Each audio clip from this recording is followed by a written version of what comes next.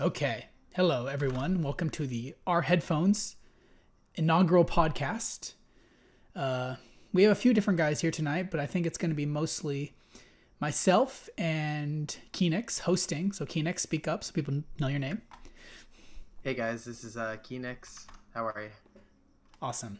And we've got a few other guys. The Peanut Gallery will chime in when they decide to. The idea of this podcast is just to, maybe it might become a thing, it might die out, we don't know, but we're gonna go ahead and try to cover stuff that's happened in the last month. This is gonna be a monthly thing. We're gonna see what we can cover over just news and discussion that's going on the subreddit and so on, and maybe some audio philosophy, what I would consider audio philosophy. But we're just gonna roll with it. So yeah, anything to say, Keenix, as an intro? Well, I'm looking at these Burger King headphones from the 80s, and they're making me quite hungry for a Whopper. Oh, are you? I'm stuffed. I ate too much today. You saw that steak and cheese, right? You drinking anything right now? Victory Golden Monkey, a strong Belgian triple. Nice. I got that. I got the Stone Ruination double IPA. I'm digging it so far. I almost bought that actually. I saw that in the store, and you brought it up, and I was close to picking it up. I didn't know if you were going to though. It's pretty good. I think I've had a better. I think the Double Jack IPA I had, you recommended. That thing was probably the best IPA I've had so far. But yeah. Oh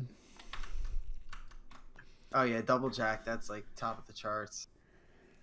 So we've got a brief itinerary outline that we can talk about, but let's start off with big stuff. What do you think about the most, I think probably the biggest release that's happened in maybe not the last month, but the last 2 months, right? The Sennheiser Orpheus and the H800S. So let's talk about the Orpheus, Keenix. Oh, what do you think about the Orpheus?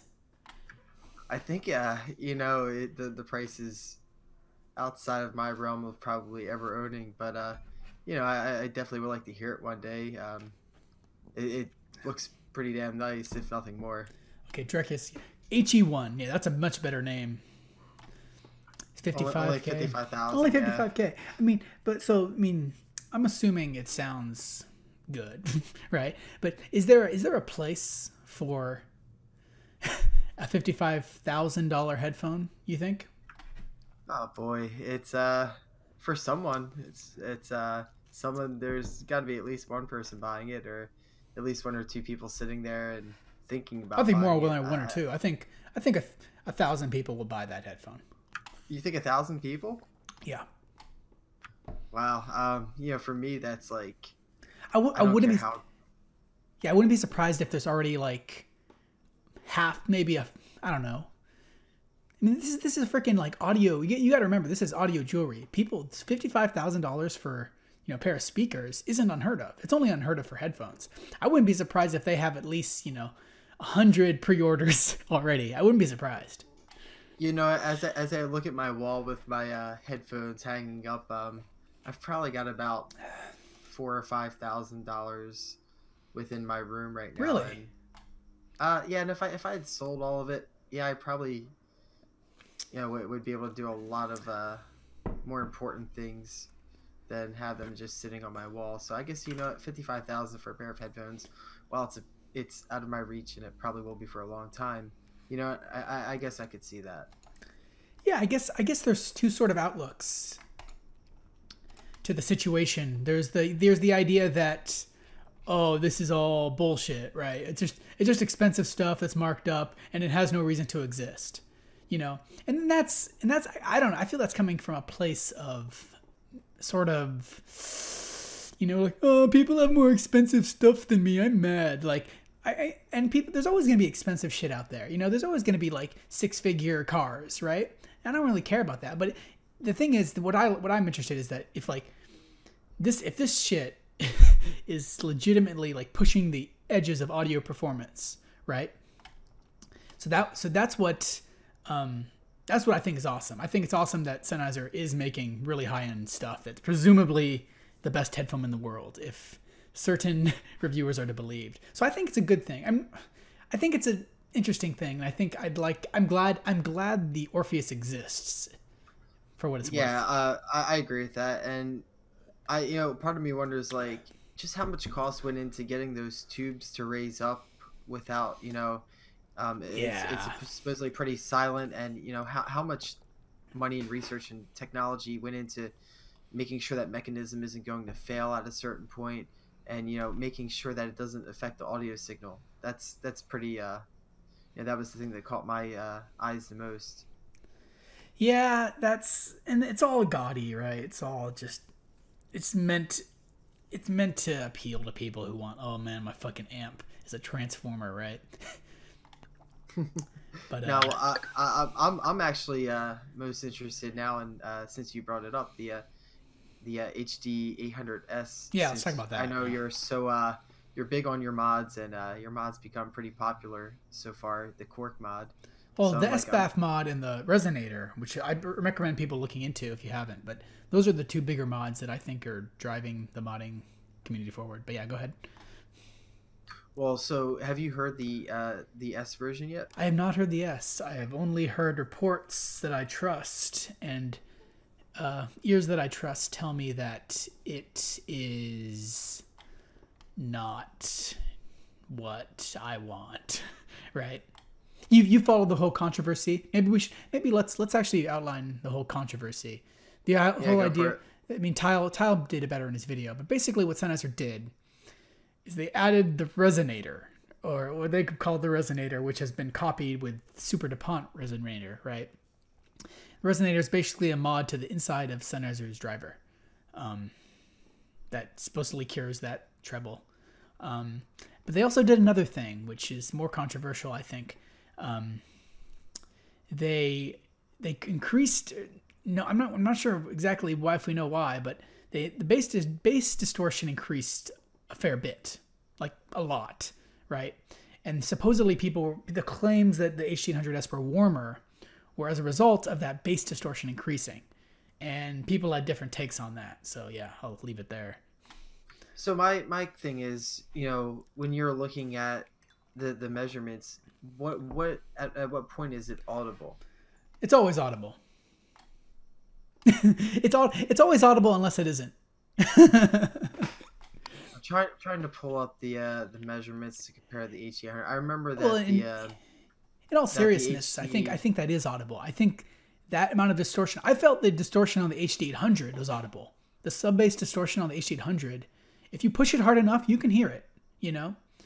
And if the HD800S is 20 dB worse, which is 20 dB at I'm not sure what sound pressure level, but if it's that much worse, it's gonna sound warmer. It's gonna sound thicker. It's gonna sound more distorted in the bass. I think, and that's what my ears that I trust have told me, more or less.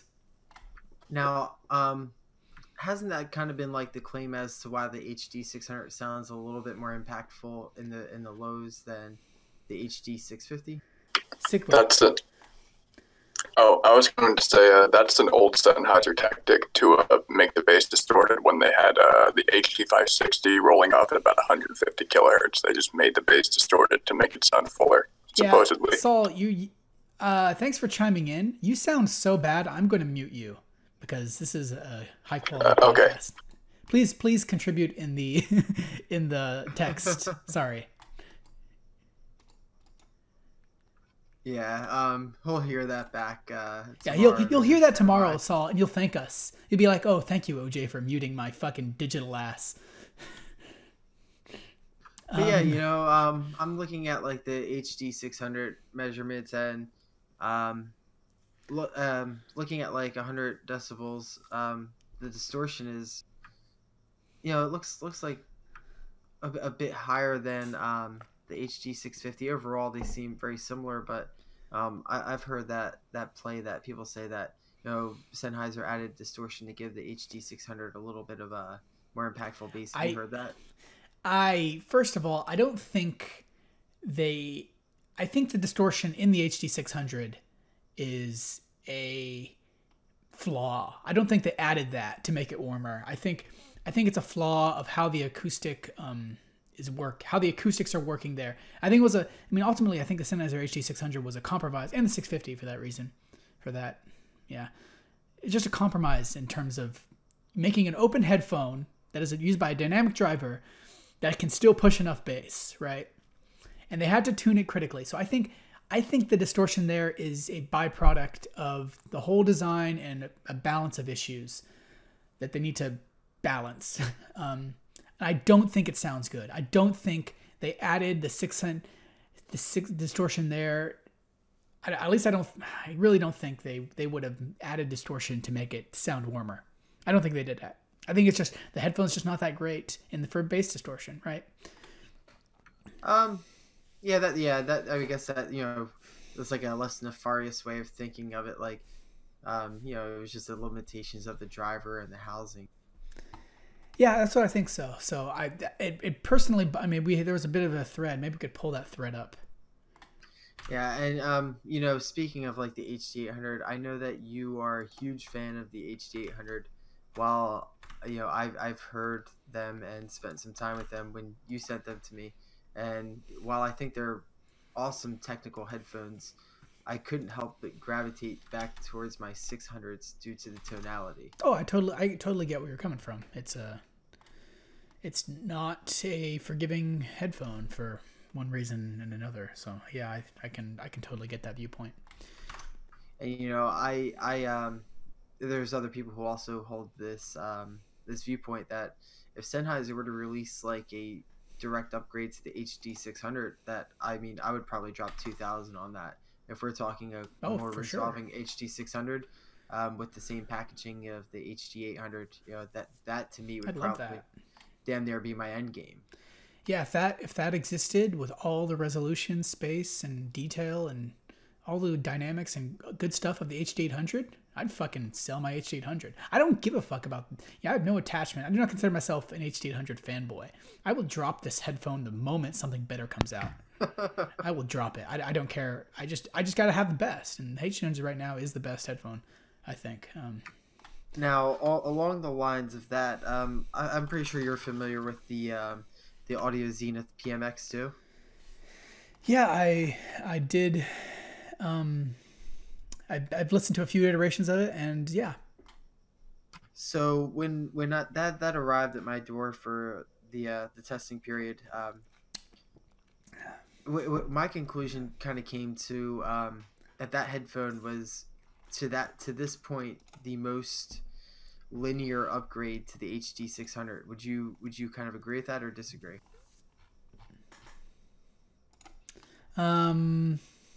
Partially agree and disagree. Yeah, it's a upgrade in the sense that it is a better performer, right? As the bass is less distorted, like we're talking about, right? The bass is less distorted and it's cleaner in that bass. So I think it's an upgrade in terms of slightly improving technicalities, at least certain technicalities, while keeping the same great tone, right? But it's a downgrade for me in terms of its resolving ability. I think the HD600 paired with a good system, why bother? Why bother with other stuff? It's one of my favorites for that reason. I think it's an upgrade, but it's a upgrade that makes sacrifices that I'm not willing to make, so to speak. Now, see, I know you're a huge, gosh, I hope this doesn't come off wrong, but you're kind of a detail whore. And I like to hear everything. I like to hear, and I've told you many times my favorite headphones are the Audio-Technica AD2000s, and they're not resolving, and they're not very picky of an amp, and I didn't really understand, I have an understanding of wanting to hear everything, but it didn't really hit me until I got into photography, and I realized I'm a detail whore for photography, and I like these really sharp lenses, and that's where I gravitate towards. And it dawned on me that there are people within the photography world that don't strive for that entire kind of resolution, so I completely understand now where you're coming from. Yeah, different strokes for different folks. Okay, so let's see what else. What should we talk about next? I'm looking. We can talk about my my obsession with Audio Technica and why I have too many headphones, but that would be kind of.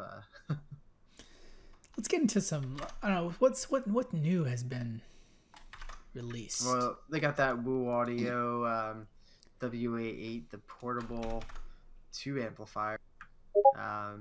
Actually, let's. Sorry, I hate to go off, but let's talk about this. I think this is an interesting topic. I'm gonna link it. So this is the. What is this? This is LG's G5's new B&O Hi-fi audio module. Can be used as a dedicated DAC and amp. I saw that. Actually, I think that's pretty fucking cool. Am I allowed to curse? Are you allowed to No, curse? go ahead and curse. Okay. I think that's pretty fucking cool, actually. You know, you have a smartphone company that has created this, like, it seems to be like a modular thing to either remove batteries or to use as whatever. And the fact that, like, you know, it looks pretty lightweight. You know, I've been using my iBasso or iBasso, whatever it is, DX80 with the FiO E17K, and I can't fit that in my pocket. It sucks. Like, trying to, as they say, stack that. But that looks pretty reasonable. It looks like a thin phone, and the only problems I would have with that is where are you going to get a case for that phone? But other than that, that honestly seems like a pretty cool idea. Yeah, so I think it's interesting, the idea that what if that module became standard, and right, you get to have everyone making these things, right? Like, that'd be cool. I guess that's a cool idea. You know, it's a cool idea to have a standard thing that works with, so that way you can just, I just take my little smartphone, whatever smartphone it is, I just put in my module. I can put in a, you know, maybe a Astel and Kern module or something. So I think that's a cool idea. For me personally, I don't really care. I don't use my phone as a music source, a music player. I am a dedicated DAP guy, right? Yeah, that's where I'm at as well. So and, that's yeah. For me, I don't really care about improving. I kind of want the. For me, it's like it's totally it's also the thing with my audio system. My computer, you know, has a lot of music on it, right? And I listen to a lot of stuff, but it's not my listening station. My computer isn't my listening station. I have a separate turntable and CD player, and that's my listening station, right? So it's and the same sort of logic I apply to the portable stuff, right? I want yeah, go ahead. The you know, the thing it's not even just a hi-fi DAC. It's such like it adds more battery power, it adds like camera features and stuff. Like, I don't know, it's like it's not completely like an audiophile thing, and I agree with you. I have my DAP also. I like to control my music. I don't care much for streaming, you know, because at any given moment, Kid Charlemagne from Steely Dan could not be in the album anymore, which is a fact. One of my test tracks, Kid Charlemagne from Steely Dan, is no longer on Spotify. The only track on the album that is no longer there. So for me, streaming is just it's not going to be consistent enough. But you know, you could also use this as a DAP if you wanted to. There's some people who like the, you know, compact method, and I think that this fits that perfectly. It's not for me. I will never own an LG phone. I don't think I will. But I think it's a really cool idea at the very least, and causes like people to think about high-end audio as well as like multi-faceted cell phone additions to a thing, you know? Yeah, okay. If I may interject, it's about goddamn time that phones started getting a little thicker. This is just a result of them not having any ideas anymore besides thinness. I mean, we don't need phones to be any thinner, so it's only natural that they start adding back features that they tried to cut down for the sake of thinness. Well, see, that's one thing I'm going to have to disagree with you. I had a Motorola G for a while, and now I have the Nexus 6P, which is a bigger phone, but it's also a lot thinner. And on the same token, I haven't lost anything by taking the thinner phone. In fact, the audio quality is a step up from the Moto G. the camera quality front and the front camera on the Nexus 6P is much better than the rear camera on the Moto G, and it's a lot thinner. So I feel like I haven't really lost anything going with a thinner phone. Yeah, I don't care about phones at all. I really don't care about phones and shit. For me, a phone's just kind of basic utility. It's got to have stuff that works and make calls and send messages and have a decent browser. But yeah, I don't care, and I have no need for it to, like I said, be on a device. But that's just me. So yeah. All right. So what kind of phone do you have? I have a Galaxy Note 4, I think. Yeah. My girlfriend has one of those, and they that thing, the interface, I could see why you hate phones, because what's wrong with the interface? Oh, it looks like a cartoon. It's like for 5-year-olds. I think it's fine. Samsung's interface is just like, and that text. Whatever. Oh Go my ahead. God. Go ahead, The Apple. text they Apple use. fag. I don't use an Apple. I use a Nexus 6P, which is like the epitome of an Android phone. Oh, whatever. I don't care. Let's talk about. I'm surprised. I didn't expect you to be so uncaring towards phones, but I mean, sure, I guess it's possible. Okay, let's talk about the Woo Audio WA8. You guys see the link? Yes. I looked a little bit into it, and is it meant to be carried with you, or is it meant to be something that portable in the sense of having it compact? Portable versus transportable, right? Yes. Is it meant to be portable or transportable? That's the question. I don't know. Because I have a Why feeling... not both? Well, it's got a 6. I think it's both. I think it's like you wear a backpack and you carry this fucker around. Like, but wouldn't the vibrations mess with the tubes? Of course. Yeah. And that immediately makes it like a thing for me that's like, well, you're not going to stuff that in your pocket. You're kind of going to place it on a table. I think you'd be fine. I think it would mess with it, but it's subtle enough that you get over it. People, whatever. I will say, like, if I brought that out while I'm like just walking through the halls and like somebody says, "What is that?" I'm probably gonna get some really weird fucking looks even after I explain what it is. They're probably gonna think worse. Own it. You gotta own that. You gotta say, "Hey, yo, this is my fucking tube DAC amp. You check it out." And people are gonna be, you can pick up chicks with this. I think you could. I don't know about that. I'm kidding. How hot would this thing get anyway? To carry on in a backpack in your pocket and. Oh, it's gonna heat up. But...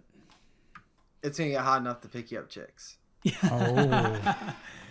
Oh. So yeah, I mean, I'm interested in it. I'm curious about it because Woo does this cool stuff. Like the Fireflies is just a cool little idea. Oh, you like that? You like the Fireflies? I'm like confused about that. Yeah, I think it sounds pretty good for what it is. It's probably one of the better DAC amp combos that we have. Oh, God bless your soul. Here we go. I should get so much hate in this chat. So that is user Fiskers who owns a Fireflies. Me and him are both actually in a sort of minority as to liking that.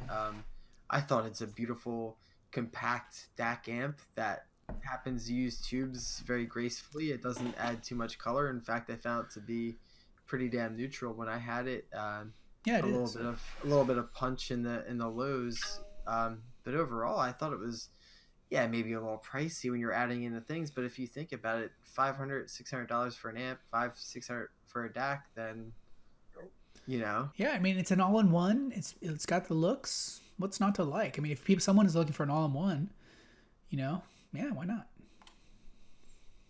Anyway, so I think Woo does cool stuff actually, and some of their amps are just too kind of crappy to me, but this I think this has some potential. So I'm glad. This is another thing that I'm like, kind of like the Orpheus. I'm glad it exists, right? The WA8. Yeah. So have you seen the they have, it's like a Chinese tube portable amp by Tiny Bear or Little Bear or something. Have you seen that? It's like a little dot. I'm not familiar with it at all. I know that Astel and Kern makes a little tube amp or tube DAC amp that's portable. Yeah, it is called Little Bear. So not Astel and Kern, ALO. Excuse me. Here we go. I'm gonna link it right in the chat. Yeah, it's it looks like a cheap Chinese kind of like tube vacuum amplifier. Yeah, who knows if it actually is a tube amp? You know, you gotta be careful with all this. $75. Yeah, dude, you gotta be careful with this Chinese stuff. I don't recommend any of this cheap Chinese stuff. It's all just crap to me. Who knows if they're just like heating up the tube and like whatever. Anyway, as like a person like pretty ignorant towards tubes, I think the thing that really surprised me the most with my first encounter with a tube amp, which was I've only used hybrids at this point, but all of them had like an LED below it that made it glow. Is that common? Was that the heater? Are you sure? It was the WA7. It had like it looked like an LED, and the Valley 2 looked like it had a little. I think you're talking about the heater. It's supposed to naturally glow, The heater is like a filament. Okay. You didn't know that? Well, no, I know they have a filament, but it looked like there was an LED below or something. Was it like blue or was it orange? Orange. Yeah, it was probably the heater. Oh, That's funny. People are posting on the subreddit 24/7 about check out my tube glow, right? You thought that was always LEDs? I had no idea because, like I said, I've only used hybrids. I haven't used any, what do you call it? Vacuum tube amp or like the crack? What would you call that? OTL or triode? An OTL, yeah. So I didn't know if like maybe that the hybrids didn't have enough power pushing to them to. I don't know.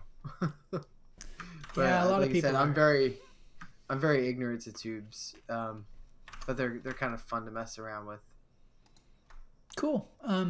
Let's move on. Well, I'm looking at the thing in the VibroLabs Aria. Let's have you talk about the Aria. So, I got in. Well, hold on. First of all, let's talk about the link. It's interesting because Vibro is run by, I forgot his name, Luke, right? Luke, yeah. And he did this cool little marketing, thing. 36 days I'll let you of free explain ramen. I'll let you explain it. Yeah. It's just a little silly thing, It was like a fun kind of marketing thing that he ran on his own. I guess he figured it out. It was just fun. He's like, if you buy the VibroLabs Aria, you get 36 days of ramen for free. But so he came out. Luke is this guy who he runs VibroLabs. He makes the cups for Zach from ZMF headphones, who is the T50RP modder, and so VibroLabs, that's why they're called the ZMF Vibro. He started messing around with do it yourself in-ear monitors, but he had done customs for a while. Now he's got universals out, and I got them in today. I listened to him for about 10 minutes with some dual flanged silicone tips instead of the complies, because complies, they just don't sit too well in my ears. And overall they sound pretty good. But are they Summit Phi, as he claims? Jeez. Summit Phi for IEM is different than Summit Phi for headphones, and I haven't heard any Summit Phi.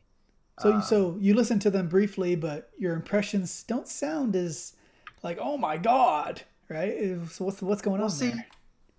So some headphones, like I find this like I've been working on a review for the ME Audio Pinnacle, which is their new flagship, and right off the bat they were immediately impressive.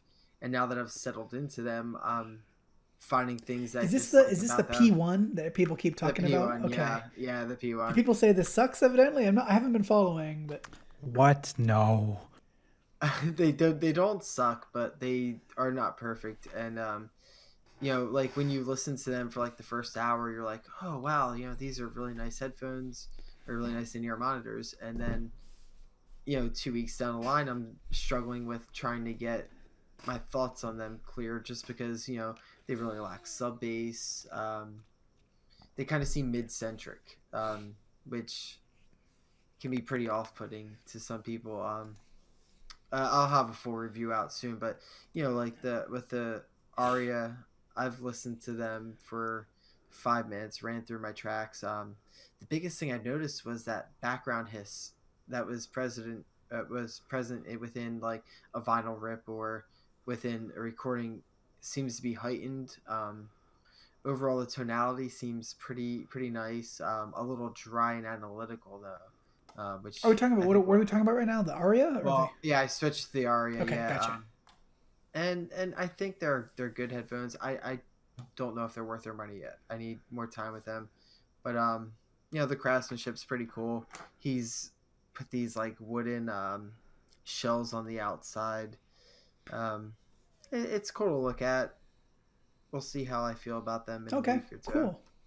Yeah, I'd be curious to try them because Luke seems to be a very prolific and dynamic personality. So he seems like he's a cool guy, and that he at least thinks he's making awesome stuff. So that'd be an interesting thing. I'm glad people like him exist too. So. Oh yeah, you know, he's really pushing out some beautiful wooden housings for the for Zach over there at ZMF, and you know, it's, you know, he has really good craftsmanship on his wooden cups. I've been a big fan of how they look and how they feel. Okay, so let's yeah, I think, what else we got? Oh, the ZMF Classic, while we're on the topic. You haven't heard it yet? No one's heard it, I guess, but you got to talk about it. I haven't heard them. I'm hoping to hear them in the future. I'm you know, off on non-wooded T50s. Our headphones own mod, Mad Economist, actually put out his own T50s, and I gotta say they're pretty darn awesome. I would actually buy them off him right now if he would sell me the pair. I'm not sure if he would. Mad, if you hear this, I'm trying to buy these off you. But no, they sound like a baby like HE560, really punchy, kind of like separated bass, where like when I heard the HE560, it sounded like there were two drivers in there, with one specifically driving the bass, very controlled and prominent, and his mod actually has a lot of air in it.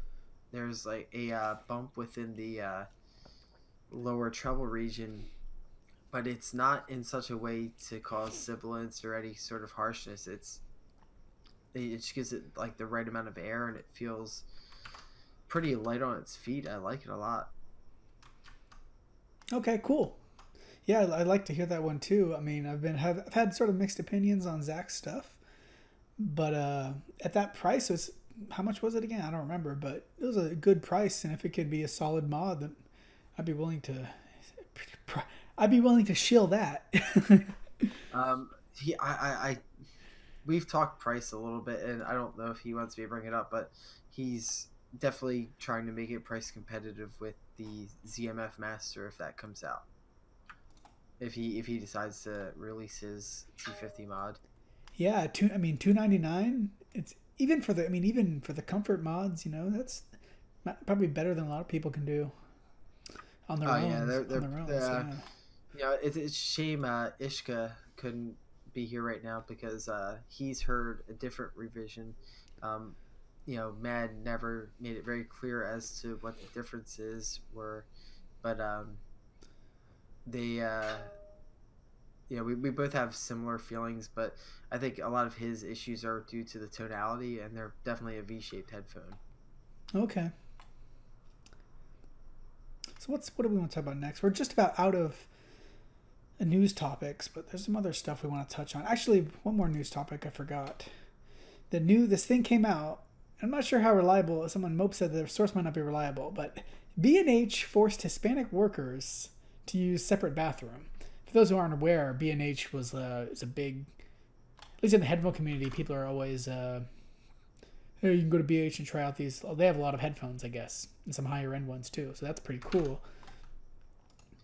Well, they're also huge in the cameras. In the camera community, yeah, and their prices are always like very competitive with Amazon. And as a person I've spent over $1,500 on camera equipment in the past 6 months, and I plan to spend about $1,000 more this year. I won't go anywhere near B&H because of that. This isn't the first time that they've had sort of racist. Oh, this isn't the first time. And aren't they run by? No. Aren't they run by like Jews? No, I'm not touching that. I'll get into that. Well, I heard B&H? that. Yeah, I heard about this. Hey, slow. They are closed on Saturdays, motherfucker. Yeah. How much more Hasidic do you need to be? Okay. Yeah, it's all coming together. The master plan. Oh, jeez. Anyway, I don't know. That's just a weird topic. I'm not sure why it got posted in the subreddit, or maybe just in the Discord. But I thought that was no, it did get posted. No, it got posted. It was top for the month in the subreddit. Really? Yeah. There you go. So B&H are run by I wanted to say this with like as much diplomacy as I can. They're run by like a very extreme sect of the Jews, the Jewish community, from what I understand, the Hasidic Jews. They're called Hasidics. Yeah, Hasidics. Hispanic Jews? What? No. Yeah, sure, why not? But what's funny is there's actually a singer, like he was pretty famous for a while, called Modest Yahoo. Oh, I know, I love Modest Yahoo. He converted to Hasidic Judaism, so it's not like Hasidic Judaism is completely bad, but Hasidic Jews, they kind of look. If you've ever seen an Amish person, Keenix, I'm familiar with Hasidic Jews. We have them over here too. Okay. I'm guessing over there in New Jersey, New York, you guys have a lot more. And I've never been to a B&H. We don't have them on the West Coast. I never have either, and from what I've heard really mixed things in regards to them. But I've heard their prices are great and that their store is pretty good, but don't expect good customer service is what I've heard. Really? Oh, okay. Yeah. Yeah, they're kind of snobby. Interesting. So let's move on before we get into. Well, we just did a good job alienating a good portion of your user base. A good portion. All 5 people. Did we though? Like Jew Bear. Right off the first podcast. Good job, guys. Out of the 5 people who are listening, there's going to be one person who might like fall in line with that, and I don't think we say anything bad. We did. We're fine. I'm very sorry. No, we're not sorry. Don't listen. Are you saying this is being broadcast? Yeah, we're recording right now, Slow. Perfect. Yes. So that is user Slow Sound. Yeah, that is Slow Sound. He lives at XYZ. I'm kidding. This place called Canada, it snows, and we have this socialistic everything. So you're socialists. Dirty socialism. Okay, all right, so I just want to say, since we're talking about socialism, no, everybody go vote for Bernie. Oh God! No. I'm going to edit that out. Yeah, cut that out. I'm sorry. Okay. Like, skip. Next, please. Someone added the Shure Electrostat IEMs. You've seen those, Keenix and Slow. What do you guys think? I would be very afraid to put them in my ear, just Why? because well, it isn't like a lot of voltage or something. It's probably since it's an electrostat, it's probably a lot lower, and it's probably fine. And it might not even be electrostat. I was wondering, but they have basically the Shure has this electrostat IEM. You can go look it up, but it's got its own little separate. I'm not sure if it's a DAC amp or just amp, but it's got its own separate thingamabob you got to have to use it with your phone or whatever source you have. Plus needs a bias voltage, right, to excite the driver. Yeah, then that's probably what it's using for. If it's an electrostat, not an electret, I'm not sure. But now, I'm curious about it, and it's $3,000, so it's not cheap. This is a high end.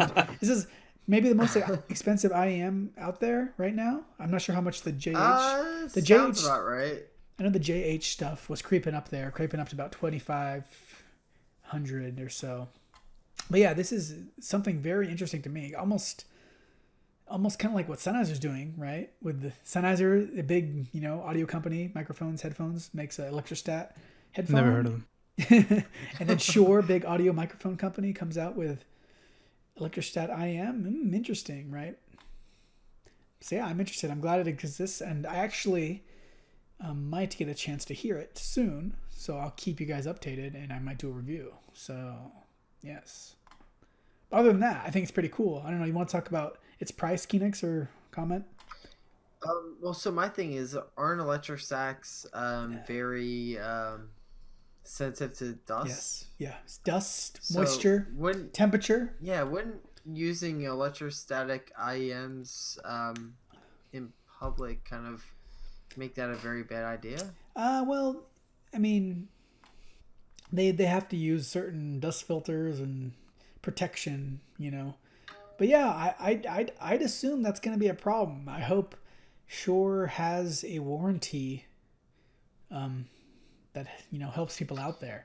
You hate to think that. Disregarding outside interference, what about like humidity from your ear and stuff? That's gotta play into it for sure too. That's what I said, right? Or moisture. Oh, well, yeah. the biggest thing.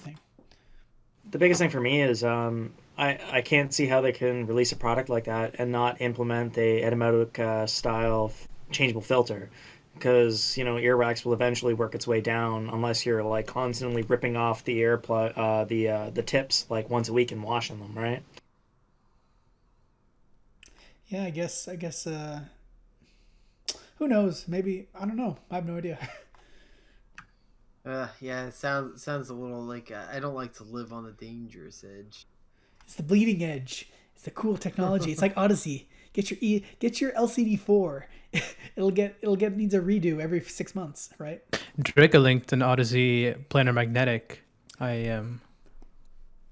Oh, is that happening? In a similar vein. Apparently, I don't know. Can you post that again, Drekka? Oh, it doesn't exist. Yeah, apparently. okay, that's what I thought. Oh, wait, are you trying to say a planar magnetic IEM? I'd be down to hear that. That sounds like it'd be cool. Oh boy. So, all right. Let's move. Let's talk about music for a bit, because that's what we listen to headphones for. This is the end of the headphones. This is the end of the headphone news section. Let's get into talk about music. So, Kendrick Lamar, Kanye West, two big rap artists, or hip hop, whatever. You want to talk about them, or do you want to? I thought you were going to talk about like what have you been listening to lately. Well, that's what I've been listening to, actually. Okay. Yeah. Then they're 100%. Yeah. I don't know how you feel about the new Kanye album after you've given it some more time, but to me, I think it stands as one of his best. I like. Were you there? I don't remember who it was with, but someone told me to listen to it, and I'm like, oh, I'm gonna hate it. I was there. Okay, yeah, and then I liked it. I liked it a lot. I liked how ridiculous it was. It's such a Kanye album. It's such a Kanye album. He ever since his mom died and then he lost his, him and his fiance broke up, he's just been doing his fucking thing, and that's awesome to me. He's doing exactly what he wants. Disregard everything about his public life, listen to his music, and it's like he's doing exactly what he wants. And if you're shocked by this or unexpected, then you obviously don't really follow his music too much. Yeah, I just this album has a lot of childish joy to me. I like when Kanye's being childish. Oh, I love it too. So yeah, and then some of the beats. Well, just quick. Some of the beats, and I know I mentioned it to you. They have a song called "Fade." And it's like the last track on the album. It's just got this fucking really awesome beat on the Kendrick Lamar album. You remember that one? Not off the top of my head, but there were some standout tracks. I remember I liked. I probably could pull it up right now, but it might stop my recording. Yeah, just check out later. I remember you liked it a lot when you heard it. You were just like, "Oh wow, that's a great beat." What was the previous one? It was just total crap. I forget what this. the album before that was, but it was crap. Oh, Jesus. Jesus was crap. Goddamn. Anyway, let's move on. Kendrick Lamar. He hasn't released anything recently, has he? I remember Pimp a Butterfly. He actually just released an unmastered I haven't heard this yet. I heard about it. Yeah. Well, basically, it's just kind of. It seems like demos from his older stuff. It's kind of what it feels like. For a Kendrick Lamar fan, yeah, it's awesome. For somebody who is not a Kendrick Lamar fan, I don't think they're gonna find any value in it. Yeah, I'm gonna check that out because I have mixed opinions on Kendrick. Really? Yeah, because I like his how you say his vision and scope as an artist, right? He wants to be a big rapper. He wants to make art rap, if you will, right? And he wants to, have a big message. But the thing is, like, you're damned if you do and you're damned if you don't, because like the whole genre is kind of like bogged down by my girlfriend. She says, "Oh, it's all rap is mindless," or hip hop is mindless. That's not true. And then you get an artist like Kendrick who obviously has his agenda of for wherever he's going for, and then it just gets dismissed by some people as like mindless rap. I have his albums on vinyl and was playing it, and to me it's just like his music, like, I don't know. I'm a white dude from New Jersey. I have no ties to Compton, but I give a shit about what he's saying. Yeah, I could totally get that. I've been listening to well, first of all, David Bowie. When he died recently, was it 2 months ago now? Shit. I've rediscovered his whole discography. Not his whole discography. I'm not quite there because he was incredibly prolific. He released almost an album a year for the last 50 years almost. He still released a lot of records, right? I've been rediscovering a lot of David Bowie's music. Favorite standouts right now, Hunky Dory. Aladdin Sane, Ziggy Stardust. These are albums I'm so glad that I revisited recently. They've just, man, you forget how ahead of David Bowie's time he was, right? And how he's doing shit, like, wow. Oh, for sure. David Bowie, it never really hit me how important he was to me until he passed away. And I'd always enjoyed David Bowie's music, but it was like one of the few like celebrity deaths where I was like, oh man, like I really had to take a moment out of my day and put on his music. And his latest album, Black Star, is yes, and I haven't heard Black Star yet. I'm still in the dark there. He never let himself musically sit in the back seat. That guy was always constantly innovating. Yeah, very much so. And he was a brilliant actor, just an all-around talented media person. He was in The Prestige. He had what was that Disney movie, Labyrinth? And then he's creating like music like Ziggy Stardust, where you have 5 Years, Soul Love, Moon-Age Daydream, and all that kind of stuff. That guy was just, oh man, we lost hands down one of the greatest artists of our time. And I would very much feel safe saying that he is very underappreciated. You look at artists from his time, you hear Led Zeppelin, obviously great musicians. You hear AC/DC, Aerosmith, this and that, but David Bowie never got like the recognition amongst like the general amongst the popular community. He was never as famous, but I think David Bowie is more influential than any of those other artists that you listed. I think his influence is just like staggering. For people in the music community, people who know music, David Bowie he's always there, and people are always, have him in mind. So I think he's while he never did maybe reach a critical mass in terms of mass popularity, I think his music is so influential. So yeah. Oh, for sure. He's gonna be sorely missed. And you know, like I said, even with his latest album, that guy's like, even with him passing, even if he didn't pass, like, well, as I understand, I haven't heard the album. You need to But I've get heard on that. Yeah, I've heard it was a act. I've heard this whole he made his death like an act. Like he faked it. No, like an act in a play. Okay. Like, right? He releases this. I heard everything about this album, and his death was like timed together, and it was all part of the master plan. Right? That's what I've heard about it. I haven't heard it, but it wouldn't surprise me to see David Bowie making his own death like a piece of art. You know what? I've actually kind of heard that, and you know something? How else can you cope with that? I'll give it to him. Yeah, exactly. He knew it was coming, and he's like, "Hey, I'm gonna make music. I'm gonna make this art. You know, I'm gonna make my death and where I am in life into art." Yeah, but I haven't heard it yet, so I could be wrong. I'm operating on hearsay. When you listen to it, yeah, it has that kind of effect, and like he's, even though like he's done covers of like 9 Inch Nails and stuff, like the guy was open to everything. It's a shame we lost. It was like about 2 months ago or so, as you said. He definitely like super influential guy. Other thing I wanted to talk about was other things I've been listening to. I've been listening to some Bob Dylan. Kind of rediscovered David Bowie. I was like, hey, I should rediscover Bob Dylan, because Bob Dylan was also incredibly prolific, right? And oh, for sure. Re-listening to Free Will and Bob Dylan, one of my favorite Bob Dylan album so far.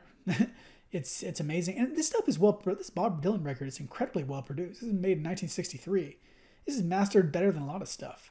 It's just a man and his guitar and his harmonica, and it just sounds great. I love this, and I've been using it actually as a reference track for some of my critical listening. So yeah. What's your favorite track off that album? Looking at it right now, "Girl from the North Country." I also like Oxford Town. I also like Oxford Town, but it's a short and snippy one. I can listen. Go ahead. I gotta say my favorite track. Don't Think Twice. It's Alright. Yeah, great track too. Bob Dylan, another great artist. He's really good. Okay. Other thing I've been listening to, modern thing, is have you heard the new Kamasi Washington album?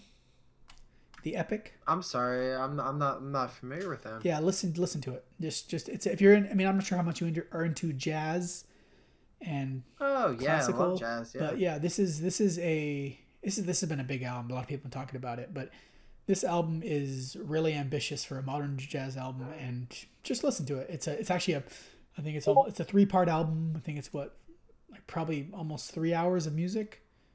You said Kamasi Washington? Kamasi Washington, the Epic, yeah. So I think it's worth checking out. It's been getting a lot of buzz, and I figured I'd mention it. Yeah. Yeah, it looks like I'm looking at it, and through my sources, and yeah, there's pretty big fan base behind it. Cool, yeah, I'm gonna check this out. Yeah. So yeah, that's all I wanted to mention. That's the big things I've been listening to recently. Let's move on. Actually, let's talk about, in this music section, we'll talk about, this is kind of a commentary thing, but let's talk about streaming. I mean, I think you and me are probably on the same thing of this. Like, we might not be. I'm not sure, because I don't stream. I don't stream music at all. I don't do period. Well, like I brought it up earlier. Like, there's like on the album by Steely Dan, there's one track missing, and it's like, why is that track missing? Kid Charlemagne. I brought it up earlier, and like, what was their logic behind that not being there? The only track on that album. I couldn't. Someone forgot to copy paste it. I don't know. And it's like, and it was there before, and now it's not there, and I can't live with somebody controlling what music I can or can't hear at a given time. I can't do it. Yeah, I agree. I don't use streaming at all for a few reasons. That being the first most, I think it's actually less convenient. Well, you have region restrictions, right? That's another thing that bothers me a lot. Is I see a lot of links you guys are sharing, and I have no access to a lot of them just because I'm in Canada. I understand why it exists. It's like, for example, a company in the States doesn't have a strong presence in Canada, so they contact another company and say, hey, you can have the distribution rights in this country. But when it goes to come to streaming 30, 40 years down the road, all of a sudden now the consumer gets screwed. Yeah. Yeah. Is Spotify still not available in Canada? I don't even know. No, Spotify is, but a lot of specific albums and tracks, for example, like I was saying, because of the distribution rights, the way distribution is set up, it's not the same company that's distributing the same album between Canada and, say, the States, or Canada and Europe, et cetera, et cetera, et cetera. So you'll find a lot of things are not available in other regions. And speaking of not available, I mean, what was it, like 2 months or less than a month, like about around a month ago, that the Beatles were finally available on Spotify? Like, how can you specifically stick to Spotify if you're a Beatles fan, which is one of the most arguably influential bands of all time? You know, how can you be a sole They're streamer a special case, though. They sure are, but the fact is, you have some of the best music of all time, in my opinion, completely in my opinion, that couldn't be listened to if that was your main means of listening to music. I've got a bunch of different masterings and stuff of the Beatles. I couldn't go without the Beatles. They're one of my favorite bands. I mean, as much as you say, how can you go without? I mean, let's be realistic here. For most people, like up until recently, the best source, like I say recently, I mean like past like 5 to 7 years, the best source for hearing new music was the radio. You literally had FM radio, and that was it. You'd literally sit there and wait for it to come on the radio, and sit there with your cassette recorder radio and record it onto a cassette. Like that was a real thing. That people did that. I've done that. 5 years ago, you were doing that? I'm just amazed. 7. Well, realistically, like 10 to 15 years ago. Okay, yeah, 10, 15. That makes more sense, maybe. The modern equivalent to that. But I'm just most people still, most people didn't switch. Most people listen to music on YouTube. YouTube's big for music. Yeah, but that's why I gave those numbers initially, because let's be realistic here. Music didn't exist on YouTube until about 7 years ago. Sure. Everyone forgets YouTube is 10 years old. It's no older. So I would agree partially with that. When you're thinking about it, there are probably some people who don't really have access to high internet, and they probably are waiting on like things on the radio. I remember it was probably about 15 years ago. I had my radio set up in my tape deck and had my finger always ready on the record button on my blank tape, and I sure as hell hoped that the tape didn't run out of content on halfway through the song. So I could see that, but I think in the majority, at least of America, that hasn't been a problem for a long, long, long time. Yeah, you say long? I don't know. That wasn't that long.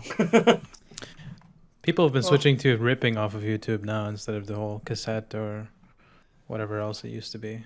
I have family who do it too, and I know tons of people who do it too, and they just think they're happy with it, Just 128 KB rips, no problem. People are ignorant. I still buy music. Yeah. I still buy CDs. I still, I hunt used CDs and records. Part of the experience for me of owning music is, part of the experience of listening to music is owning music, right? I like to have my own media that's physical. So that's what I'm all about. And a large portion of it, it's actually fun to go to, flea markets and go find and hunt for vinyl and CDs. Like, that's actually fun. I don't know about you guys, but that's enjoyable. It's amazing. Love hunting for I have good vinyl. record stores around my area, so I'm always hitting those up. And UCDs. UCDs are the best value to find music because you can get it for under $10. Yeah. Oh well, you can get used CDs for for under $2 or $3. Really. Oh, it depends on the CD. I'm not talking about depends on the CD, yeah. But for in general, anything if you're looking for a Celine Dion album, listen, none of us here are looking for Celine Dion. Exactly. But you can find that for probably around a penny or two, really. Sure. And Yeah. like CDs are really cheap. But for records, I would like to save that for another topic because I worked at a record store for 7 months, and I actually have like pretty firm opinions on that. So I'd like to save that for like another. Sure, we'll do future. that. We'll talk. Yeah. We'll have another, maybe in the next podcast. We'll talk the vinyl resurgence maybe a bit. Ooh, I'm down with that. There's a resurgence. Yeah, go back to Europe, fag. No, but seriously, there is like a lot of people are like a lot of new albums will come out on vinyl. It's a whole thing. Yep. But another time, we don't want to get into that. I want to almost kind of wrap this up almost. Well, yeah. Anything else you guys want to talk about? I got something else in We mind. haven't bored people too much. I don't think we have. I think we've been lively, and people will want an episode 2. Hopefully, I mean, we'll post this on the sub. We'll see what sort of we'll see what sort of feedback people get, or we get from people rather. Yeah, I'm starting to feel that IPA, bro. Let's do one. Let's do one of these too deep for you discussions. Everyone can chime in. Let's do the first one. Audiophile music, and that's audiophile in quotes. I'll let you start, Keenix. Oh my god. Well, Go. I know why you're letting me start, and I know dang well what it's like. You're leading me to the slaughter, to the water or whatever. Yeah, slaughter, sure. Because you know darn well, and I've heard you talk about this before, but Steely Dan is my comfort for at least the album Asia. Every album has a different sort of preference to it, but Asia is obviously the one they spent the most time on, and it's not the most honest to sound album, but it's one of those albums that you listen to. If you listen to Asia by Steely Dan, that album right there, it's damn near flawless because of the techniques and such. Yes, it is and to get to touch that, it is a flawless studio production. Yes. I knew you were gonna say that. So this is what this is one part of the audiophile music discussion. The other part is I want to actually just let's pose this simple question. Do you listen to audiophile in quotes music? Is that rhetorical? No, that's a question. Do you listen to audiophile music? What do you think of music that is traditionally categorized as audiophile music? Just, yeah. And Slow, you can chime in too. And so can you, Mo. Well, are you talking about just like selling like high bitrate stuff and remasters, things of that nature? Well, no? Yes, well, that's part of it. That's actually part of the discussion, actually. But see, I have some comments on that. Presumably, there is a market. There is presumably a market for what is audiophile music. Maybe I'll pose this, but can we define it? I don't even exactly. I'm going to try to define it. So, you go to a lot of these. There's special. I mean, there are audiophile labels, right?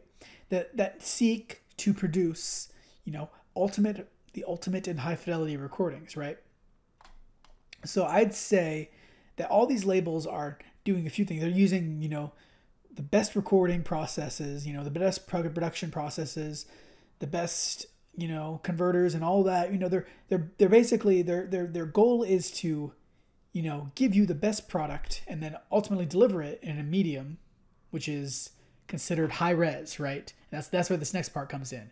Audiophile music, it needs to be delivered in high res, 24-bit, 96 or beyond into, DSD stuff, which are all the claims, of course, we know that you need to have these ultimate special formats to achieve the best sound, right? So that's sort of how I see audiophile music. There's the part that it's if you talk about, want to talk about Steely Dan Asia, right?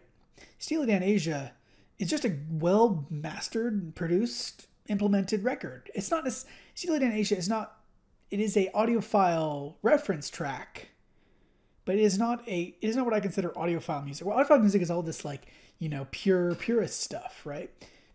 My question to you is, so okay, let's say, knowing that's what audiophile music is, do you feel it is necessary for people to listen and evaluate their systems and etc. with audiophile music? Do you need to listen to audiophile music? Simple as that. If you're an audiophile, if you consider yourself an audiophile. Although that's slow sense. So No, I think you should be evaluating your system based on what you're going to use it for. Okay. Not according to some objective, what? No, I agree. What about slow? Only to some extent. Some extent, agree?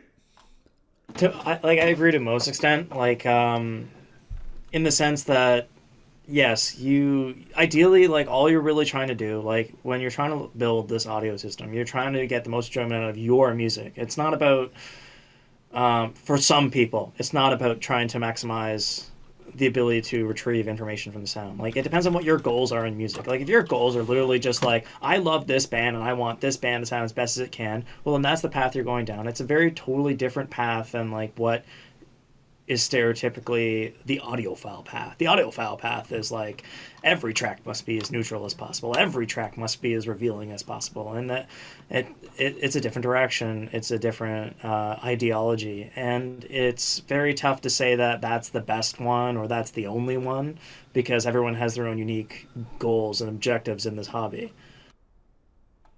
I agree with everything you said 1 million%. You know, like, I listen to, like, it's not super eclectic. I feel like it's eclectic, but I guess there's somebody out there who would say, oh, you listen to, you know, popular eclectic stuff or something. But, you know, like, I've got James Blake on my my headphone test track, and it's not an audiophile recording in the least bit, but it helps me because I'm so familiar with that recording and how it responds to a certain system that it's become basically like one of my favorite test tracks. I have a test track of 10 tracks, and maybe half of them would be considered like good audiophile tracks. Okay, cool. So yeah, I think we all agree more or less. The only thing I'd like to add is that I think when it comes down to evaluating equipment, I think the purest of recordings are important to have as a reference. I also think bad recordings are important to have as a reference. I think a wide swath of recordings are necessary just for what I would call objective judgment. You want to be able to hear, because ultimately, and this is counterintuitive, but there are certain recordings that make everything sound good. There are certain recordings that you could play back on relatively mediocre equipment, and it would sound good. And that's a trap to me. I think audiophiles who only listen to audiophile music because if I listen to this other stuff, it's not going to be as good, right? And it's going to, presumably, if I listen to bad stuff, it is going to obscure my perception of what's going on. And it's yes, it will. If you listen to crap, if you listen to, Salman Zar's metal shit, which just sounds like crap, and you believe that was a cheap shot for Sal. But if you believe, it's all gotta go through a compressor first. Hey Paco, we're having a podcast, just so you know. You're being recorded. I know.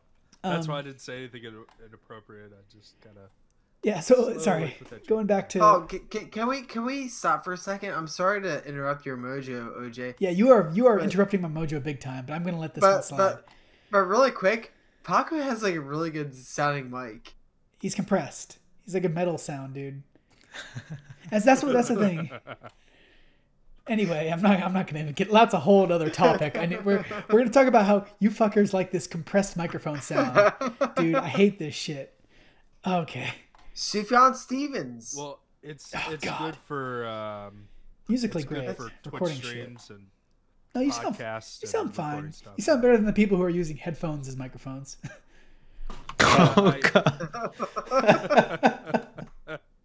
The fact, Well, we if they would were have to using say that. headphones as microphones, we would be able to hear them.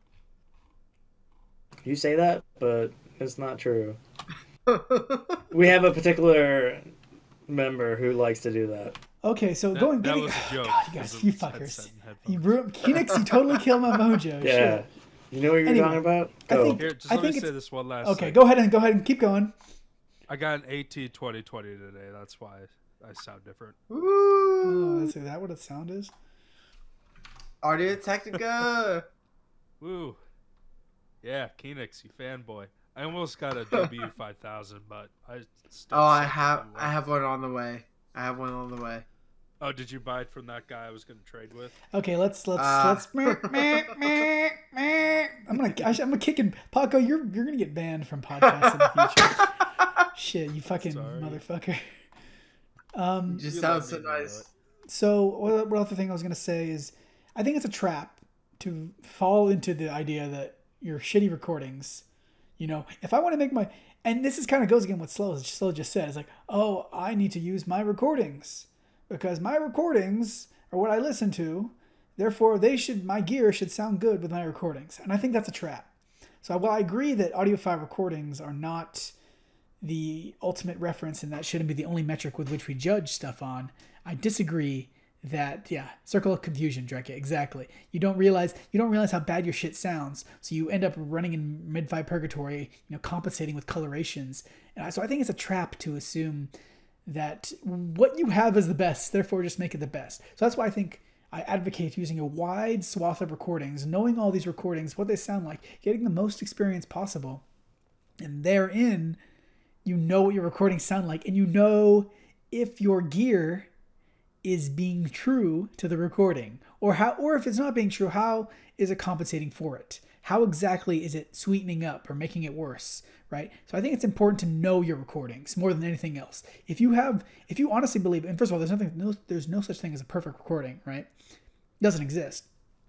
So if you know exactly what your recordings sound like, whether they're crap or they're awesome, that's the most important thing, first of all. And I think most people who claim to be audiophiles don't realize how bad their recordings are, or how mediocre their recordings are, or how great and awesome sounding and just kind of ubiquitously awesome and kind of make everything sound awesome sounding their recordings are. Anyway, that's my take on the question of audiophile music and how it pertains to judging equipment. And I would also... Oh, if you want examples, I got great examples on that. It's really particularly one album. Like, it's really poorly recorded. Supertramp, Crime of the Century. It clips, but because it clips, it has a great dynamic range. So you can hear when it clips, but if you're not hearing that clipping, you're doing something wrong. And if you have gear that hides the clipping, again, your gear is doing something wrong. Exactly.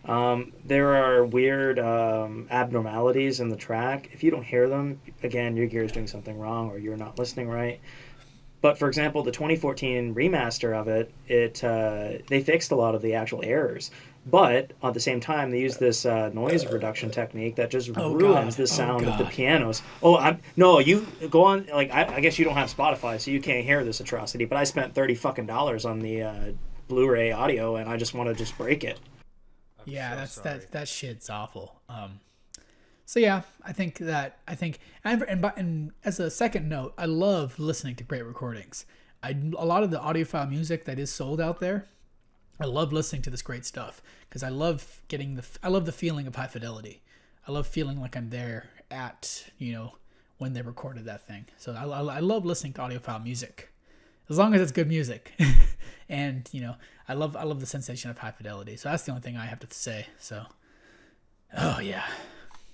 Well, I actually I just linked my my test playlist and through the Discord chat, and I have, like I said, probably about half audiophile recordings, half that are more so tests for certain frequencies or something. But I think what it comes down to is we can't see anything in that list. It's so small. No, you have to click on. Yeah, I ran into that issue. You have to click on the actual Imgur link. Yeah. Cells are saw. But like, I think it's about like finding things that you're very familiar with, and then you can like look back and say, okay, this sounds off in this frequency, or this sounds, off. But I think it's very important also to have like a very good reference headphone, and I like to use my HD600 as my basis for every comparison. Yeah. So I think that covers that topic. Nothing else. I mean, I figure, we're still figuring out the structure of this podcast. Hopefully you guys give us feedback on what is good, but I kind of liked how that went. So what do you guys think? You guys we start with headphone news, then music, then we end with one, bigger discussion, audio discussion, and I thought that all turned out pretty well. But so what do you guys think? I think we were a little slow to start, a bit stale at the beginning, but okay. But after that it picked up. Like my favorite podcasts, like all they're all gonna start. You have to build the chemistry. Yeah. Okay. Cool. We'll learn from there. Nothing else you guys want to talk about? No other big topics that we missed? So Got at least some for next time. Yeah, it's gonna be a monthly thing, so we'll have new stuff at the next month. Who knows what will be on our minds in a month, right? we should take bets on whether or not the THX00 is going to come back, and whether or not it's going to have red accents.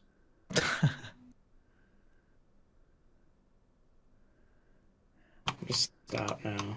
Just please no.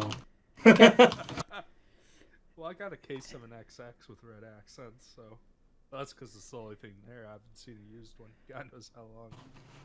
My only actual genuine comment is I didn't know the podcast was happening. I just happened to people in the voice chat. Yeah. Let's hang out. Yeah, me too.